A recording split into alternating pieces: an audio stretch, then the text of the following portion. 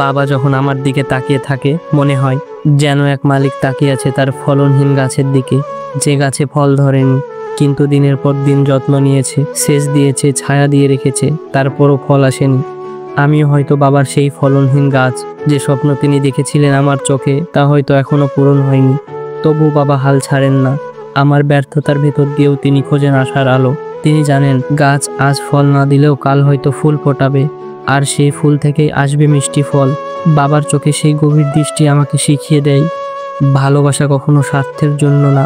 একজন বাবা সন্তানের প্রতি তার যত্ন, তার আশা, তার স্বপ্ন সবই দেন নিঃস্বার্থভাবে।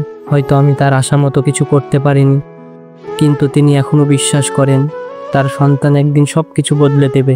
বাবার দৃষ্টি আমার জন্য শুধু তিরস্কার নয়, ওটা এক ধরনের শক্তি, এক ধরনের নীরব প্রার্থনা, যেখানে লেখা থাকে আমি এখনো তোমার উপর ভরসা করি।